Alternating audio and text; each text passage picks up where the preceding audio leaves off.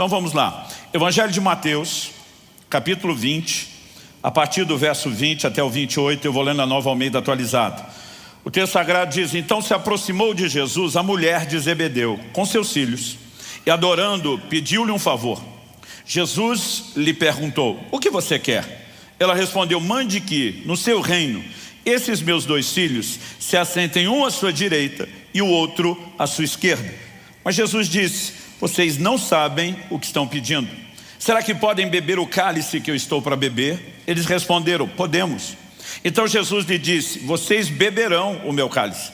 Quanto a sentar à minha direita e à minha esquerda, não me compete concedê-lo, pois é para aqueles a quem está preparado por meu Pai. Quando os outros 10 discípulos ouviram isso, ficaram indignados com os 2 irmãos. Então Jesus, chamando-os para junto de si, disse: vocês sabem que os governadores dos povos os dominam e que os maiorais exercem autoridade sobre eles. Mas entre vocês não será assim.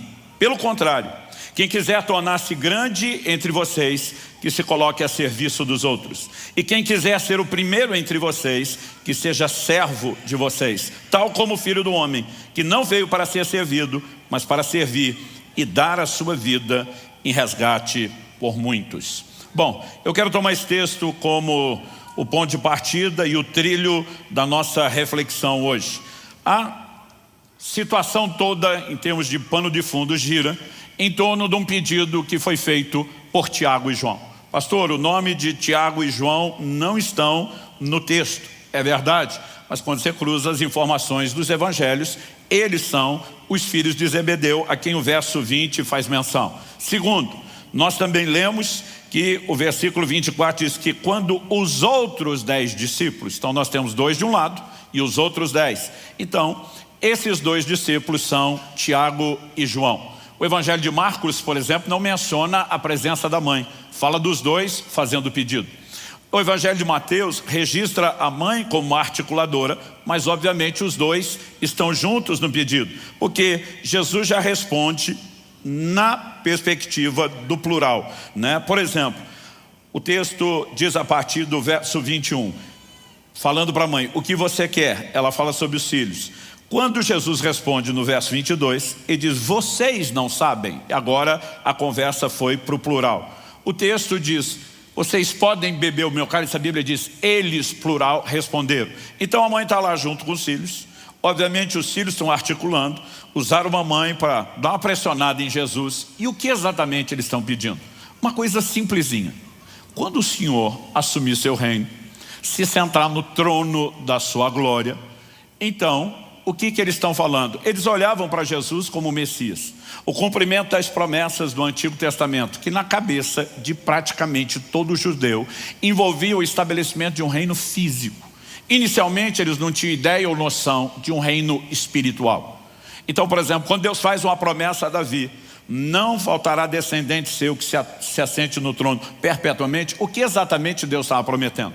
Deus estava prometendo que alguém que viria da linhagem de Davi se assentaria no trono e reinaria para sempre. É por isso que Cristo é chamado de filho de Davi no Novo Testamento. E essa ideia era de um reino físico. Quando você lê a profecia de Daniel, capítulo 2, Deus derrubando aquela estátua que representava o reino dos homens, estabelecendo o seu reino, eles estão imaginando: se nós somos o povo escolhido, na hora que Deus colocar o seu reino, quem vai governar o mundo somos nós. E era o que eles pensavam. Em Lucas 17, Jesus confronta os discípulos. Verso 20, o reino de Deus não vem com aparência exterior. Não adianta dizê-lo ele aqui ou ele ali, porque o reino de Deus está dentro de vós. Jesus estava tentando mudar a perspectiva deles e mostrar que o reino era espiritual. Mas mesmo depois da ressurreição, a pergunta deles em Atos 1,6 para Jesus é nesse tempo que o Senhor restaura o reino a Israel? Tipo, nós vamos mandar no mundo ou não vamos? Então agora a mamãe chega com os 2 filhinhos e diz: Senhor, eu quero te pedir uma coisa muito importante. Jesus diz: o que você quer? Algo simples: que um dos meus filhos seja ministro da fazenda e o outro do planejamento. Tipo, não quero apenas que ele esteja entre os 12 principais ministros, mas que eles sejam, depois do Senhor, os 2 principais. Agora, por que eles estão pedindo isso? Eles estão de olho numa posição. Eles querem superioridade, eles querem destaque. Só como vimos, o verso 24 menciona que quando os outros 10 discípulos ouviram isso, ficaram indignados com os 2 irmãos. A pergunta é: por que o resto ficou indignado? porque todo mundo queria sentar à direita ou à esquerda. Então, obviamente, Jesus constata que ele não tem um problema só com dois, ele tem um problema com o grupo todo. Na verdade, todo o grupo está demonstrando o que a maioria dos seres humanos demonstram como consequência de uma natureza caída, inclinada ao pecado, diferente da natureza divina. E aí, o ensino de Jesus vem com um oportunismo fantástico. Ele não desperdiçava uma oportunidade como essa para orientar, para corrigir, para direcionar. E o foco do ensino de Jesus, para mim, tem três aspectos bem distintos. Primeiro, ele vai falar da mentalidade do mundo, como reis e governantes acham. Depois, em contraste, quando ele diz entre vocês não será assim, ele mostra que os valores do reino de Deus, obviamente, são diferentes da mentalidade do mundo. Para depois ele falar que o próprio Filho do Homem não veio para ser servido, mas para servir. Então Jesus não apenas faz um contraste entre a mentalidade do mundo, o desejo de ser servido, com os valores do reino, que é você primordialmente servir, mas ele se coloca como referencial e modelo para cada um de nós, porque ele é o nosso exemplo. O tema da minha mensagem hoje é a grandeza do serviço. Nós precisamos entender que toda essa conversa sobre servir está falando do trabalho de um servo. E a palavra servo hoje a gente usa ela num sentido bem amenizado, mas servo significava escravo. Escravos não eram tratados nem como pessoas, eram tratados como propriedade, ou seja, praticamente objeto. Não tinham valor como pessoa, apenas só tinham utilidade por aquilo que faziam. E Jesus está usando essa ideia para tentar comunicar os valores do reino de Deus. Então vamos juntos começar aqui, em primeiro lugar, pela mentalidade do mundo. E a gente não precisa gastar muito tempo tentando provar que no mundo é assim. O texto é claro, eu e você conhecemos a dinâmica das pessoas que não conhecem a Cristo. Mas no verso 25 de Mateus 20, o nosso texto base, Jesus diz: os governadores dos povos os dominam, e os maiorais exercem autoridade sobre eles. Quando eu olho para esse texto e essa declaração, eu percebo que as pessoas do mundo anseiam basicamente, para não tentar esgotar a lista, três coisas que dentro desse contexto merecem ser destacadas. Elas anseiam, em primeiro lugar, sentir-se superiores em relação a outros, se não a todo mundo, pelo menos em relação a alguns. Segundo, buscar seus próprios interesses. Tem um outro nome para isso, se chama egoísmo. Terceiro, ser servidas. Então, eu quero que a gente veja alguns exemplos. A questão de se sentir superiores, é só você olhar Jesus dizendo: os governadores dos povos os dominam. A visão de liderança é outra, é a necessidade de estar acima, E nós precisamos entender que isso, como eu falei, está intrínseco, ligado à natureza humana caída. Existe alguma coisa dentro de cada um de nós que grita por algum nível de projeção, de reconhecimento, de atenção, como se o nosso valor fosse medido por essas coisas. Nós tivemos uma experiência interessante lá em casa, porque Israel ainda era criança, e um dia a Kelly corrigiu ele de alguma coisa, e ele resmungou algo de volta. Ele não costumava fazer isso. Quando ele fez isso, eu já estava de olho, pronto para interferir, e Kelly olhou para ele e falou: você está resmungando o quê? Você não manda nada aqui não. Ele era um toquinho de gente. Ele bateu o pé e falou: eu mando sim. Eu já estava quase levantando, que ele me dá um sinal, espera.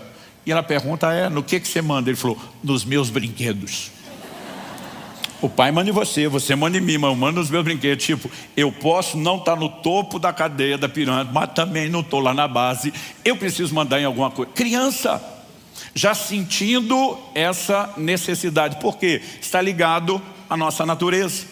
Quando falamos sobre buscar os próprios interesses, em Filipenses no capítulo 2, no verso 21, Paulo está falando a respeito de Timóteo e fazendo um contraste com outras pessoas. Mas o que ele vai falar não se limita a essas pessoas que ele contrastou com Timóteo, que tinha um coração bem crente e correto.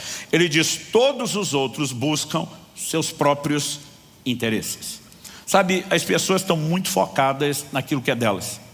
E quando falamos dessa mentalidade do mundo, para eles é até estranho quando você quer fazer alguma coisa sem nenhum interesse.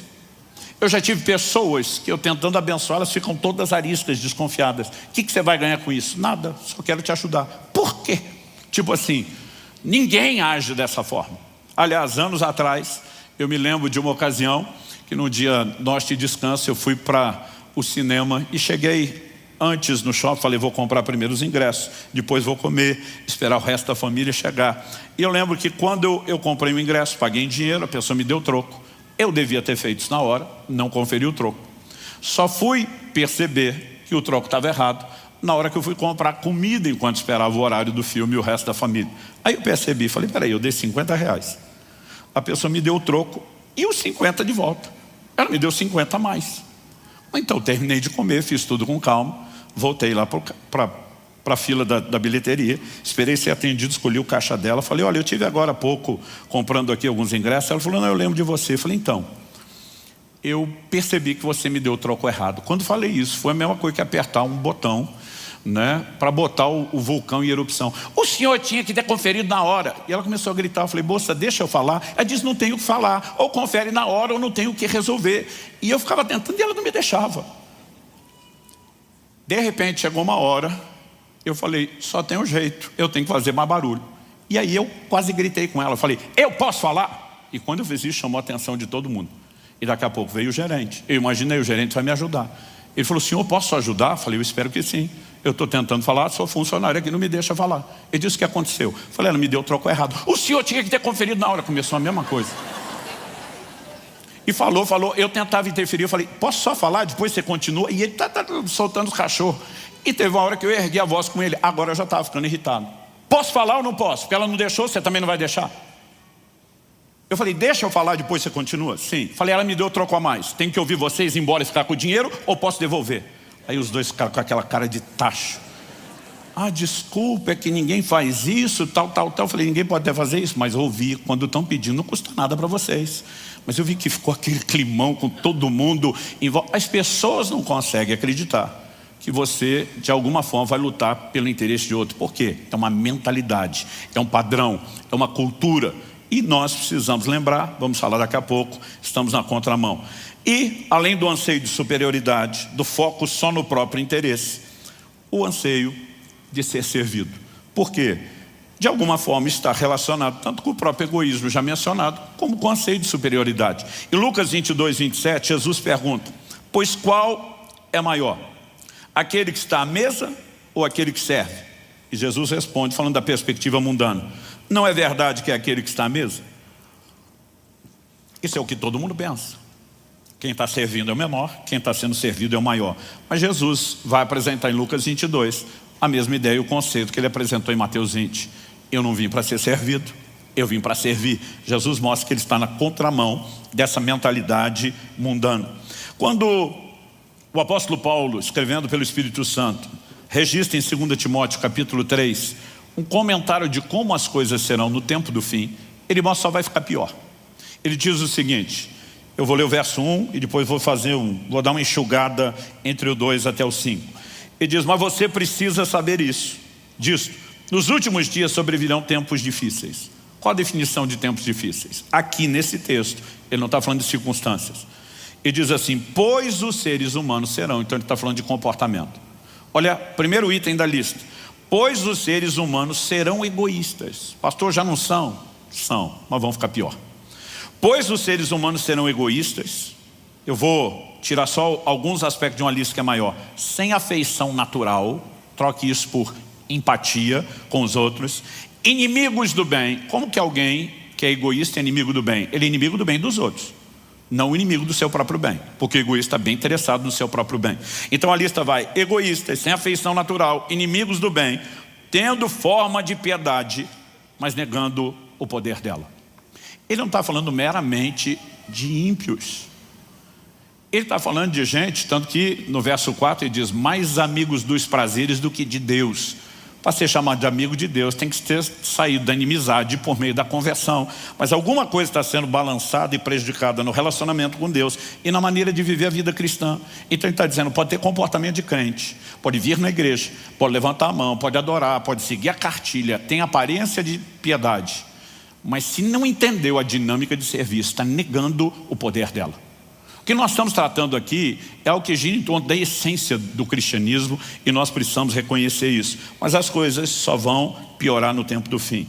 Por outro lado, apesar da Bíblia mostrar que essa é a mentalidade do mundo e que vai ficar cada vez pior, em relação a nós aqueles que declaramos servir o Senhor Jesus, ser seus discípulos, a nossa mentalidade tem que ser diferente. Romanos capítulo 12, verso 2 diz: e não vivam conforme os padrões desse mundo.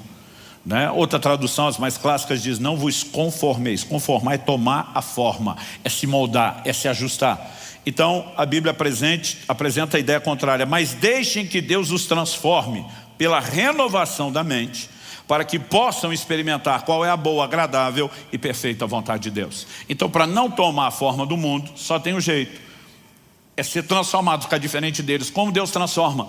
Pela renovação da mente. Então essa mentalidade tem que ser quebrada. É o que Jesus estava trabalhando.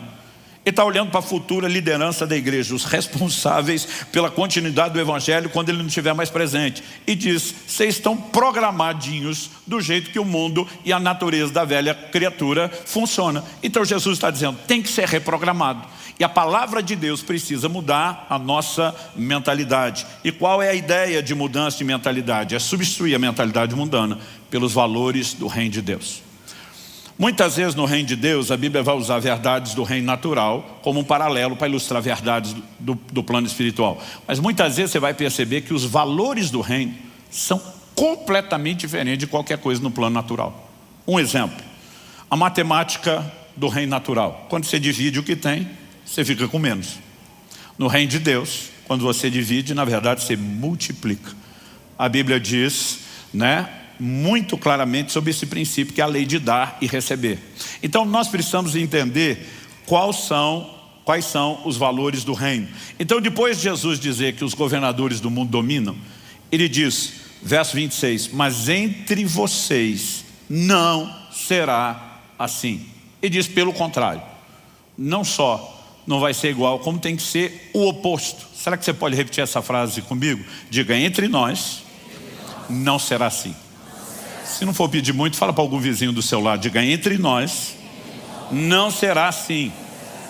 Então Jesus continua no próprio verso 26, vai terminar no 27, o enfoque em que a verdadeira grandeza é servir. Ele diz: quem quiser tornar-se grande entre vocês, destaque para o grande, que se coloque a serviço dos outros. E quem quiser ser o primeiro entre vocês, que seja servo de vocês. Por que ele usa as palavras grande e primeiro?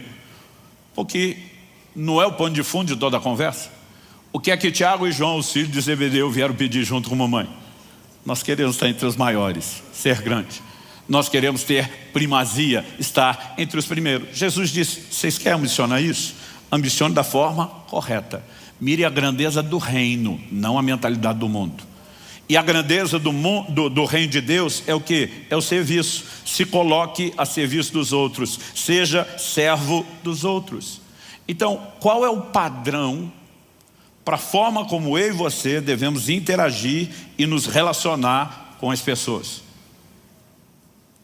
Eu não estou falando meramente o que diz respeito só a algum tipo de reunião na igreja, culto. Estamos falando agora sobre estilo de vida, padrão comportamental que deve reger a minha e a sua vida o tempo todo. A gente tem que fazer isso com a perspectiva do reino. E ela é qual?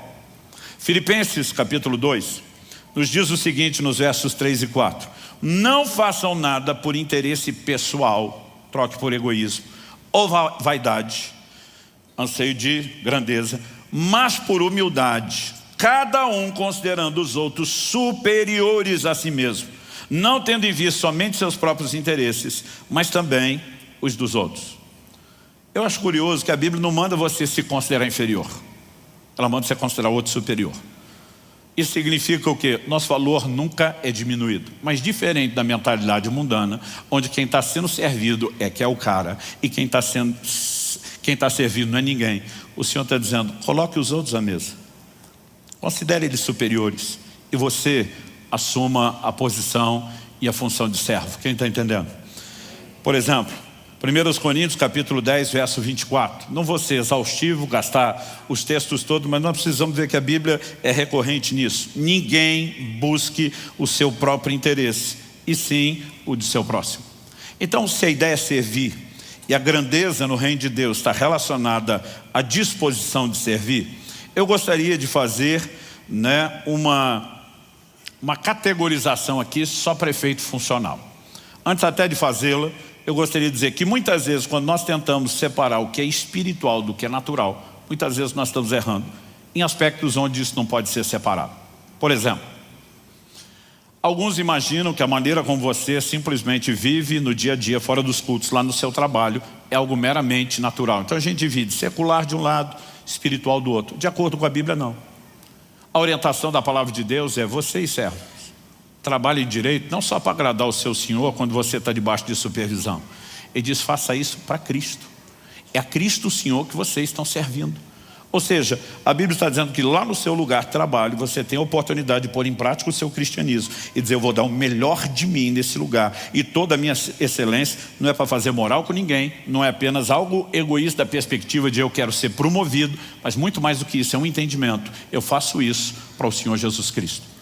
Você consegue imaginar se hoje de 50 a 60 milhões de brasileiros que professam a fé evangélica desse o melhor de si, fossem os melhores funcionários, qual seria o impacto que o evangelho teria? Mas de alguma forma a gente diz: isso é natural, e não dá importância a isso, quando é uma expressão dos nossos valores espirituais. Família. A maioria de nós, muitas vezes tem essa dificuldade de ter uma clareza a respeito de como a Bíblia, em vez de separar, junta as duas coisas. E na verdade, tem muita gente que consegue ser crente na igreja, mas não em casa. 1 Timóteo capítulo 5, verso 8. A Bíblia diz: se alguém não cuida dos seus, especialmente dos da sua própria casa, negou a fé e é pior do que os incrédulos. Então você pode viver aquela vida natural do lar, o que 1 de Pedro chama da vida comum do lar, de uma maneira que você desfaz completamente o plano espiritual. Essas coisas se mesclam, se misturam de tal forma que muitas vezes é difícil você só dizer: isso é uma coisa, essa é outra. Mas ao mesmo tempo, há momentos onde, de maneira didática ou prática, ou quando vamos sair do aspecto individual e falar do coletivo, até dá para fazer um pouco de distinção. Então eu quero tentar fazer uma distinção funcional, sem confundir seus valores na prática do dia a dia. Em 1 de Pedro, no capítulo 4, nos versículos 10 e 11, o apóstolo fala assim: sirvam uns aos outros. Eu amo essa ideia do uns aos outros. Porque Jesus não falou só: põe o outro à mesa, você serve, e o outro, já que foi colocado à mesa, só vai ser servido. Todo mundo tem que servir. Então, na Bíblia você vai encontrar muitos mandamentos recíprocos. Eles indicam mutualidade, Orai uns pelos outros, suportai-vos uns aos outros. Todo mundo tem que fazer a mesma coisa de volta. E aqui o texto está dizendo: sirvam uns aos outros. Então a ideia: eu sirvo você, você me serve, seu irmão serve o vizinho serve ele. Todo mundo tem que ter a mentalidade e a prática de servo. Então ele diz: sirvam uns aos outros, cada um conforme o dom que recebeu, como encarregados de administrar bem a multiforme graça de Deus. Se alguém fala, fale de acordo com os oráculos de Deus. Se alguém serve, façam na força que Deus lhe dá, para que em todas as coisas Deus seja glorificado por meio de Jesus Cristo, a quem pertence a glória e o domínio para todos sempre. Amém. O apóstolo Pedro, ele apresenta aqui duas ênfases. Ele disse: todos nós temos que servir de acordo com o dom da graça de Deus, da multiforme graça de Deus.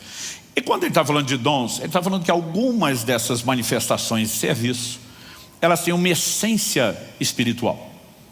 Então, por exemplo, falar de acordo com os oráculos de Deus.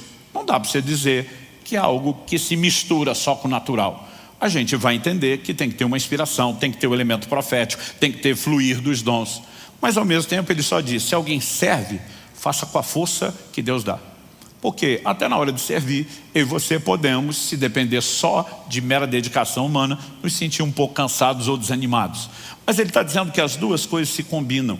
E que quando nós olhamos para as duas, ele diz: para que em todas as coisas, seja falar profeticamente ou meramente servir, aquilo que classificariam de natural, para que em todas as coisas Deus seja glorificado por meio de Jesus Cristo, a quem pertence a glória e o domínio para todo sempre. Então a Bíblia faz uma espécie de distinção quando falamos de funcionalidade de serviço. Daqui a pouco eu vou falar um pouquinho melhor do que isso. Por outro lado, em contrapartida, você não vai encontrar pessoas que dizem: não, eu só fui chamado para fazer aquilo que é espiritual e nenhum serviço de ordem natural. Nós percebemos, na verdade, que as pessoas fluíam, os crentes do Novo Testamento, nessas duas áreas, se a gente fizer uma distinção prática de funcionalidade do corpo, e eu já explico isso. Antes disso, Romanos 15, versos 25 e 26. O apóstolo Paulo diz assim: mas agora estou de partida para Jerusalém, a serviço dos santos. Você pode repetir essa frase comigo? Diga: a serviço dos santos. E diz assim: porque a Macedônia e a Acaia resolveram levantar uma coleta em benefício dos pobres dentre os santos que vivem em Jerusalém. Quando você lê o livro de Atos, um profeta chamado Ágabo anunciou que uma fome estava a caminho e que ia atingir cheio a Judéia.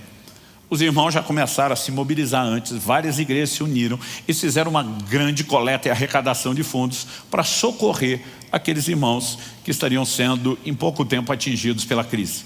Agora Paulo está dizendo: a serviço dos santos, eu mesmo vou fazer a viagem. Gente, quem era Paulo? Depois de Jesus, é o maior vulto do Novo Testamento. O cara que diz em 1 Coríntios 15:10, eu trabalhei mais do que todos os apóstolos. Enquanto a maioria dos 12 apóstolos do Cordeiro se concentraram em evangelizar Israel e os judeus da dispersão, Paulo, com a equipe de cooperadores dele, ganhou o resto do mundo. Faça você as contas. Um cara que pregava como poucos, de uma profundidade extraordinária, profundamente estratégico. A gente fica pensando: por que é que ele não manda uma equipe? Se é só para fazer o trabalho de transporte de valores, mesmo que não houvesse um blindado da época, né? Delega isso para uma equipe. Mas para Paulo não era meramente levar um recurso. Ele estava dizendo: eu sou servo dos irmãos. Nós criamos toda essa mobilização. Eu estarei lá pessoalmente entregando, dizendo: vocês são pessoas importantes, merecem a interrupção da minha agenda, do meu tempo, do meu ministério, porque eu não fui chamado só para falar os oráculos de Deus. Quem está entendendo? Então essas coisas, ao mesmo tempo que elas se mesclam, se misturam, interagem, às vezes nós precisamos de uma distinção funcional. Por exemplo, quando falamos da igreja como casa de Deus, nós precisamos entender que esse conceito segue uma construção lógica, um paralelo que vem desde o Antigo Testamento. O primeiro conceito de casa de Deus fica realmente claro quando Deus dirige Moisés a edificar o tabernáculo. Então passa-se a ter culto, passa-se a ter ministério, passa-se a ter serviço, e tem que ter ordem e funcionalidade e uma grande mobilização para que todas as engrenagens desse mecanismo continuem funcionando perfeitamente.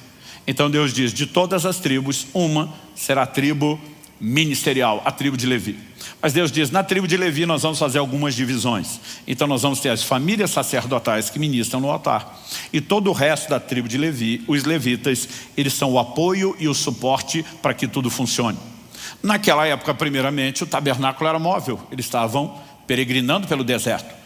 Então o tabernáculo tinha que ser desmontado, tinha que ser carregado. Quando se chegava no próximo lugar, ele tinha que ser montado. Então Deus estabelece por meio de Moisés divisões muito claras. Você pode checar isso em Números 4. Das famílias dos sacerdotes, quem fazia o quê? Do resto dos levitas, quais grupos familiares eram responsáveis por que área. Então está tudo dividido e organizado em termos de logística, de funcionamento. Quando Davi está dando orientações para o templo que agora Salomão, seu filho, vai construir, ele chama os levitas e diz: agora a tenda não é móvel, vocês não montam e desmontam. Algumas funções estão mudando, novas funções são colocadas, mas tudo sempre é organizado. Com esse padrão nós chegamos no Novo Testamento. E agora falando não da vida do indivíduo, mas da coletividade. Atos capítulo 6 nos diz o seguinte, dos versos 1 a 6. Naqueles dias, aumentando o número dos discípulos, houve murmuração dos helenistas contra os hebreus, porque as viúvas deles estavam sendo esquecidas na distribuição diária. Então os 12 convocaram a comunidade dos discípulos e disseram: não é correto que nós abandonemos a palavra de Deus para servir as mesas. Por isso, irmãos, escolha entre vocês 7 homens de boa reputação, cheios do espírito e de sabedoria, para os encarregarmos desse serviço. Quanto a nós, nos consagraremos à oração e ao ministério da palavra. O parecer agradou a todos. Então elegeram Estevão, homem cheio de fé e do Espírito Santo, Filipe, Prócoro, Nicanor, Timão, Pármenas e Nicolau, prosélito de Antioquia. Apresentaram esses homens aos apóstolos que, orando, lhes impuseram as mãos. Então vamos lá. Aumentando o número dos discípulos, a igreja está crescendo, multiplicando. Muita gente se convertendo, chegando. Chega um momento que os apóstolos que antes já se dedicavam não só à oração, à palavra espiritual, mas também na distribuição diária de alimento para as viúvas que não tinham arrimo de família. Agora, com o grande volume de trabalho, algumas viúvas estão sendo esquecidas. Eles não estão dando conta de atender todo mundo. É por isso que começa a murmuração. É por isso que a convocação dos discípulos é feita. Temos um problema, vamos resolver o problema. E o posicionamento deles não é dizer: nós estamos acima do serviço natural. Eles tinham feito isso até então. Eles estão dizendo: uma vez que a coisa cresceu tanto, E não dá para fazer os dois direito. Nós só não podemos sacrificar nossa principal missão. Então, que esse serviço continue. Mas agora eles vão trabalhar o quê? A delegação, a formação de equipes. Quem eram esses homens que iam assumir a distribuição de alimento? O chamado serviço natural. Ele já apresenta a ideia e diz, tem que ser gente de boa reputação, leia-se bom testemunho, cheio do Espírito Santo, de sabedoria. Ele não está dizendo, isso é um mero trabalho natural que não tem nada a ver com o reino espiritual. Tem uma distinção da palavra e oração, onde eles iam se dedicar sim. Mas quem são esses homens? Gente, você olha Estevão, o primeiro mártir. Um pregador poderoso, eloquente, cheio do Espírito Santo, usado de forma extraordinária por Deus. Filipe, o segundo nome que é mencionado, é o cara que foi levar o avivamento a Samaria, pregava a palavra, orava pelos enfermos, expulsava demônios, homem cheio dos dons. Ou seja, eles não pegam gente que não tem chamado. Eles simplesmente dizem, alguns de nós, à medida que o ministério cresce, a gente tem que se organizar. Mas não tem ninguém que possa dizer, esse não é meu dom, não é meu chamado. Quando a gente fala de coisas naturais. É lógico, tem questões que a gente tem que admitir que não é o dom, senão é um desastre. Eu sempre digo aqui que se eu cantar, o culto acaba. Vocês correm, não é que vocês saem daqui, vocês correm. Aliás, eu brinco que se eu cantar é batalha espiritual, nem demônio aguenta. Os bichos fogem para longe, né? Porque não é o dom da graça de Deus. Agora, nós também precisamos entender, quando falamos em questões práticas no dia a dia, se nós fizermos só o que gostamos, porque às vezes a gente quer encorajar alguém a preencher uma área de necessidade, e diz, mas não é o que me realiza. Eu digo, ei, serviço não é algo onde você busca a sua realização. Isso é egoísmo. Serviço é algo onde nós procuramos a realização dos outros. É assim que funciona na família da fé. E quando falamos da família natural, ninguém tem dificuldade de entender isso. Os que são pais e mães aqui, acordavam de madrugada trocar fralda, porque sentiam um grande prazer nisso. Tem coisa que você se sacrifica em prol de uma necessidade, e é simples assim. Mas nós precisamos da combinação disso. Então falando em termos de funcionalidade da igreja, tem hora que você tem que distinguir equipes. Daqui a pouco Estevão vai ter um volume ministerial, que talvez ele tenha sido sacado daquela função. A mesma coisa com Filipe. Mas mesmo que na funcionalidade prática do corpo a gente distingua, no dia a dia essas coisas se mesclam e nós não podemos perder isso de vista. Encerrando a ideia dos valores do reino, que é o contraponto da mentalidade mundana, a gente diz que a mentalidade do mundo, as pessoas vão se sentir superiores, elas são egoístas, buscam seus interesses e querem ser servidas. A cultura e os valores do reino, ela nos leva na direção contrária. Em vez de querer se sentir superior, a gente considera os outros superiores. Em vez de buscar os nossos interesses, nós promovemos os dos outros. Em vez de querer ser servidos, a gente se dispõe a servir. Mas eu quero encerrar com aquilo que realmente tem que inspirar o meu e o seu coração, que é o exemplo de Cristo. Ele se posiciona como padrão. Ele diz, eu não vim para ser servido. Em outras palavras, se tem alguém grandão aqui que podia querer cobrar isso, que podia dar carteirada, sou eu. Mas ele está dizendo, o meu exemplo não é esse. Ele não apenas fala de servir, mas ele fala de um servir que é sacrificial.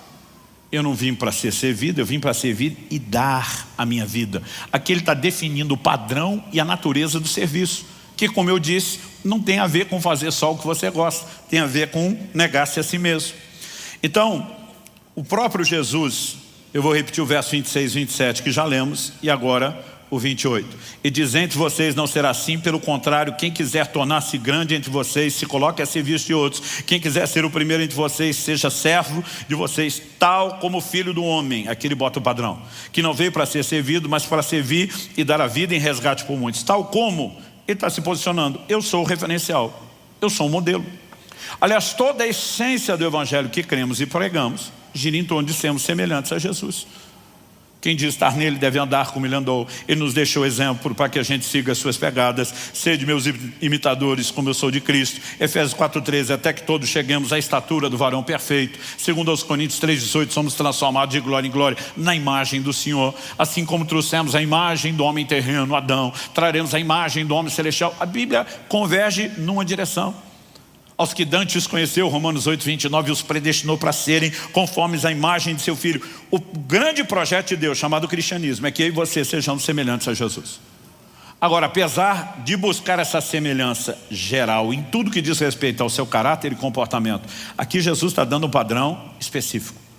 A disposição de ser servo em vez de procurar ser servido.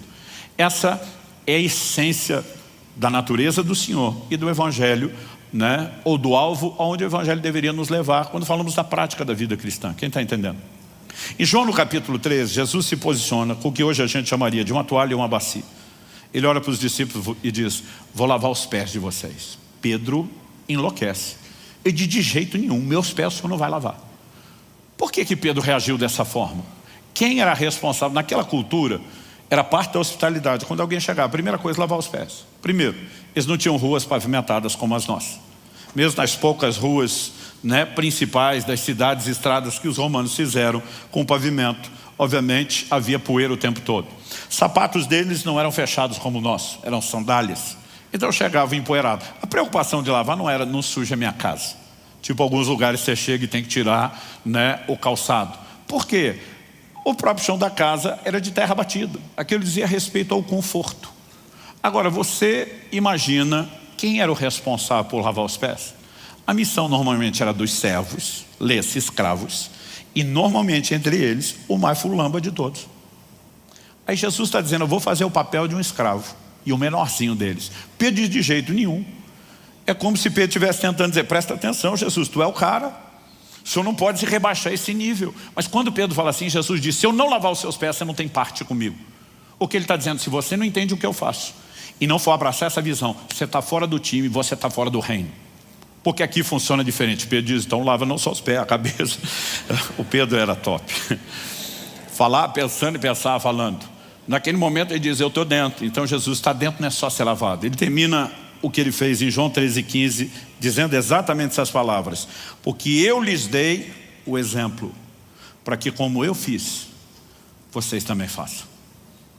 Quem está entendendo? Então ele é o padrão, ele é o referencial. Por isso Filipenses 2 diz o seguinte, o verso 5: tenham entre vocês o mesmo modo de pensar de Cristo Jesus. Outra tradução diz: o mesmo sentimento que houve também em Cristo Jesus. Aí ele continua, vou ler até o 8.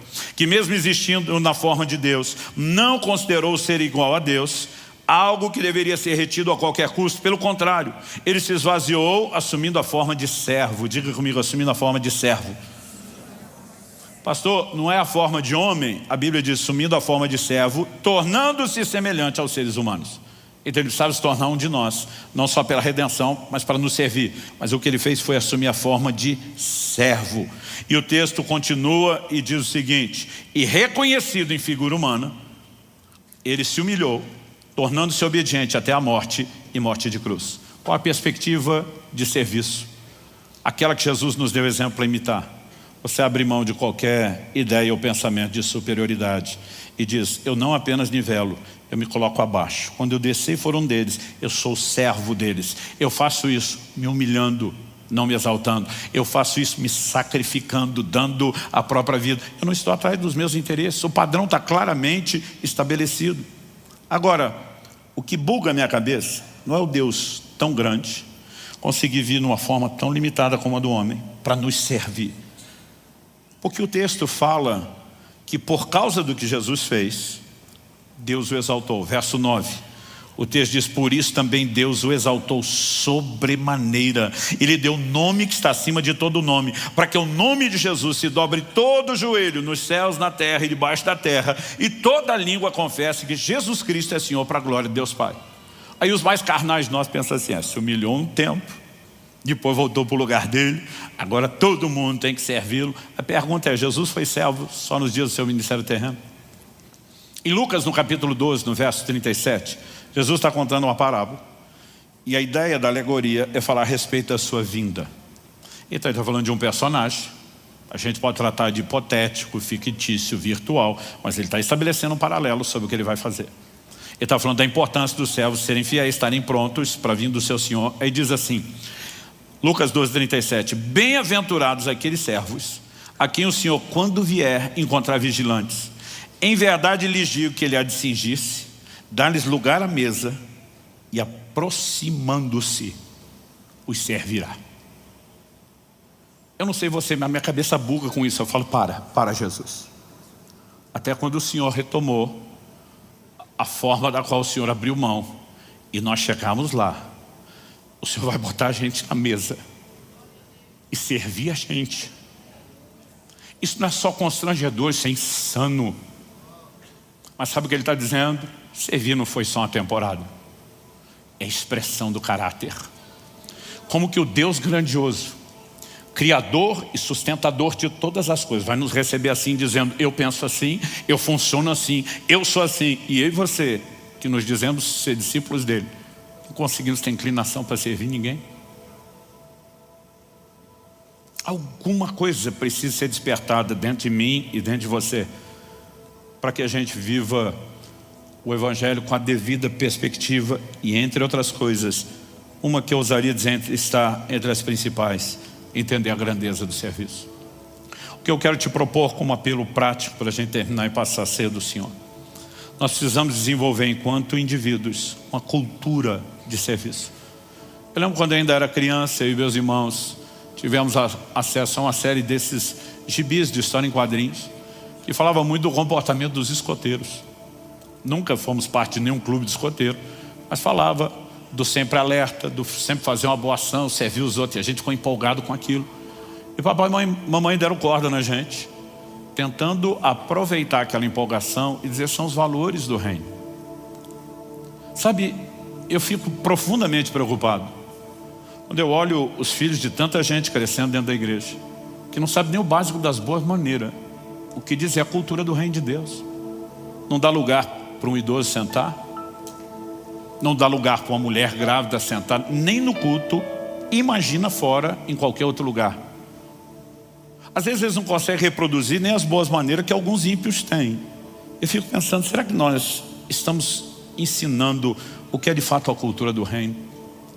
Que em todo lugar, qualquer possibilidade de fazer o bem, a quem quer que seja. Tiago capítulo 4 nos diz com toda clareza lá no verso 17: aquele que sabe fazer o bem não faz peca.